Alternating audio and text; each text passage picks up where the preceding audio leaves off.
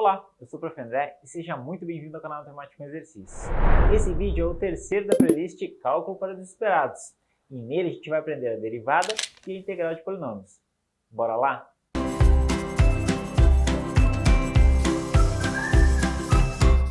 Antes da gente começar a derivar e integrar polinômios, eu vou te contar um pouco sobre a estratégia que a gente está assumindo nesse vídeo.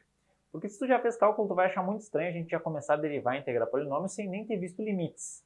Bom, a ideia é a seguinte. Se o cálculo fosse uma trajetória em um mapa, eu começaria a fazer a disciplina de cálculo A até ser aprovado. Então, eu percorreria uma linha de conteúdos, funções, limites, derivadas integrais, até ser aprovado. E depois da aprovação, eu teria outras disciplinas, outra linha para percorrer, para fazer uma disciplina como cálculo B ou cálculo 2, equações diferenciais ordinárias, assim vai. O que eu estou fazendo é ver o cálculo não como se eu estivesse percorrendo essa linha, porque existem muitos conteúdos do cálculo que não estão nessa linha. Já viu um livro de cálculo? Olha só, o livro de cálculo é um troço enorme, Então dá para parar uma porta com esse livro. A ideia é que existem conteúdos do cálculo que estão fora dessa linha e que a gente vai ver aqui nesse curso. Existe uma forma de ver esses conteúdos não como se estivesse percorrendo essa linha lá no chão, e sim como se fosse um drone, estivesse olhando todos os conteúdos de cima.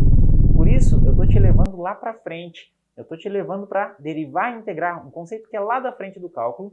Depois a gente volta e vai vendo limites. Próximo vídeo é sobre limites de polinômios e assim vai, certo? Então essa é a estratégia que a gente está assumindo. Não te preocupa com relação à ordem nesses vídeos, e sim entender o que a gente está fazendo em cada um dos vídeos. Antes de começar a derivar e integrar, a gente precisa entender o que são funções polinomiais. Então, a princípio, poli quer dizer vários, Polinômio seriam vários monômios. O que é um monômio? É aquela expressãozinha ali que tem um coeficiente, nesse caso o número 2 é o coeficiente, e aí tem um x ou um y ou um z, uma variável, que está sendo elevado num expoente natural, certo? Então isso é um polinômio, uma junção de vários desses monômios. E no decorrer do cálculo, tu vai ver que na medida em que eu vou aplicando esses polinômios em vários assuntos, na mecânica clássica, etc., eu vou mudando esse tipo de função. Então não é sempre uma f de x. Às vezes tem uma s de t, às vezes tem uma g de y. Então o cálculo, a derivada e a integral, vai mudar de acordo com essas funções. Mas não muda na verdade, porque a regra de derivação e integração é sempre a mesma. Só a única coisa que muda são as variáveis. Então isso são polinômios. Bora para a próxima. Agora a gente vai começar a derivar monômios. Uma coisa bastante importante. Eu vou te explicar nesse vídeo a regra de derivação de monômios, ou seja, vai ter que aceitar como se fosse uma crença, certo? E vai fazer a conta e tentar entender a mecânica dessa conta. Mas nos próximos vídeos eu vou te explicar exatamente por que essa regra é assim, então não te preocupa, tá bom? Então olha só, eu vou derivar f de x igual a x na 10. E aí eu vou fazer o seguinte, para fazer a f', a derivada primeira, eu vou fazer o seguinte, eu vou pegar o expoente que está aqui, certo? Esse 10, e ele vai resbalar para frente do x, certo? Então ele vai resbalar para frente do x, vai ficar 10 vezes x, e o expoente que eu tinha ali, no lugar do 10, vai ficar com 1 a menos, ou seja, vai ficar x na 9, ok? Essa é a regra para monômios. Então, esse 10 vai resbalar para frente no polinômio, e lá no expoente eu vou ficar com x na 9. E se eu quiser derivar de novo, fazer f duas linhas de x, que é a minha derivada segunda. Lembra que no outro vídeo eu comentei? Ela tem a ver com a concavidade da minha função. Então, quando eu for fazer a derivada segunda, é a mesma coisa. Eu vou continuar usando a mesma regra. Só que esse 9 que está no expoente, que vai resbalar para frente do 10, esse 9 vai fazer o quê? Vai multiplicar o 10 que estava ali embaixo. Então, 9 vezes 10 dá 90. E no expoente da derivada segunda, eu vou ter x na 8. Era x na 9, fica 1 a menos. X na 8. Pegou a ideia? Então eu vou resbalar o expoente, multiplicando para frente do meu monômio, e depois que eu resbalei, no lugar dele vai ficar um expoente a menos. Agora eu vou te passar a regra de derivação para monômios. Então olha só, se eu tiver a função f de x igual a vezes x na n, esse n do expoente, quando eu for fazer a derivada primeira, ele vai descer multiplicando o a. Fica n vezes a vezes x elevado na n menos 1, um expoente a menos, certo? Bom, uma coisa importante, Se eu tiver com uma função afim, f de x igual a x mais b, a derivada dela, se eu for usar a regra, né, a derivada vai ficar assim. O x está elevado no expoente 1. Não aparece ali, mas o expoente é 1. E esse 1 vai descer multiplicando o a, que não faz diferença nenhuma, certo? Porque 1 vezes a é a. E aí o x vai ficar na 1 menos 1, no expoente a menos, né, que é 0, x na 0. Ou seja, a derivada da função f de x igual a x mais b é só a, é só o coeficiente angular. Tá, mas e o b? Bom, vai ver que o b sempre é incinerado nesse processo, certo? A parte constante é sempre incinerada quando eu derivo. Por exemplo, f de x igual a 3x menos 4.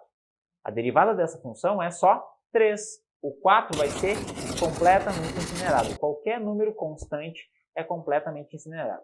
Tu vai entender exatamente por que isso acontece nos próximos vídeos. Eu vou te explicar bem direitinho, tá bom? Não te preocupe. E uma coisa importante de lembrar é que a derivada tem a ver com o coeficiente angular da reta tangente à curva no ponto. Então, na medida em que eu vario esses pontos, vai variando a reta tangente àquele ponto, e o coeficiente angular dessa reta é a minha derivada, tá bom? Então sempre mantém essa memória do que é a derivada na hora de fazer a derivação, tá bom? Tá bom, mas e a integral dos monômios? Como é que faz? Uma afirmação bastante importante para te gravar nesse curso de cálculo para desesperados. A integral é a antiderivada. Então, se a derivada é o Coringa, a integral é o Batman. Se a derivada é o Jerry, a integral é o Tom.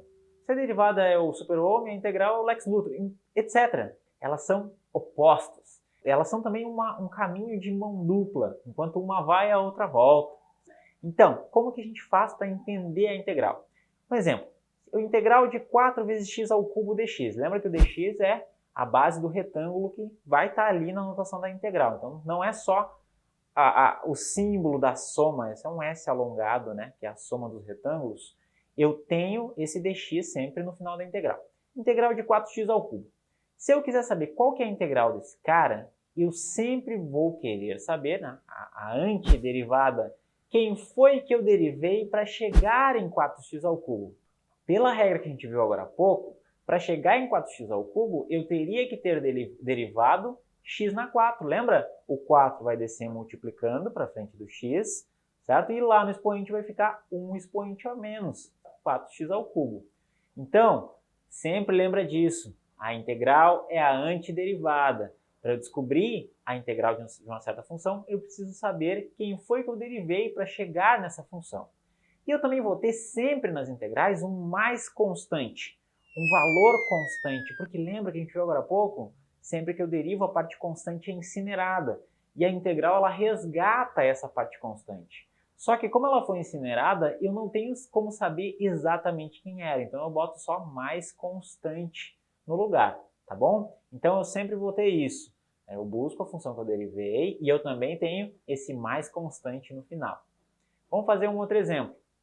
Integral de 10x na 4 dx. Quer tentar fazer esse cara? Dá uma pausadinha nesse vídeo. Descobre quem foi que eu derivei para chegar em 10x na 4. E aí, conseguiu descobrir? Olha só, eu sei que o cara que eu derivei tinha que ser x na 5. O expoente tem que ser 1 a mais, certo? Só não sei quem é que estava na frente dele ali. Tá? Quem é esse a que estava na frente do x na 5? Então, olha só, pensa o seguinte. Esse 5 vai descer multiplicando o a, certo? Então, eu vou ter 5a, 5 vezes a, multiplicando ali. E esse valor 5 vezes a tem que dar igual a 10. Então, que número era esse que eu multipliquei por 5, né? Esse a que eu multipliquei por 5, que vai dar 10? É 2, né? 2 vezes 5 dá 10. Então, a integral de 10x na 4 é 2x na 5, lembra? Mais constante. Sempre tem que ter o mais constante nessa brincadeira. Então agora a gente vai tentar generalizar a ideia de integral de monômios. Então, olha só. Primeiro vamos fazer um exemplo. Integral de 3x na 4. Se tu quiser, dá uma pausadinha nesse vídeo e tenta fazer. E aí, conseguiu? Olha só, eu sei que a integral de 3x na 4 tem que ter o x na 5, certo? E eu sei que esse x na 5, quando eu for derivar o x na 5, ele vai passar multiplicando. E o resultado dessa multiplicação tem que dar 3, o que não é uma coisa tão clara. Mas a ideia é a seguinte, como eu vou passar o 5 multiplicando, para eu chegar no meu 3, que eu tinha ali na integral, eu também divido por 5. E daí, ao mesmo tempo que eu multiplico e divido, eu vou cancelar esse 5 e vai sobrar só o meu 3 ali limpinho. Ou seja, a integral de 3x na 4 é 3/5 x na 5. Nota, deriva isso. Quando o 5 descer multiplicando, ele se cancela com o 5 do denominador, e aí eu tenho a minha resposta. E não esquece do mais constante.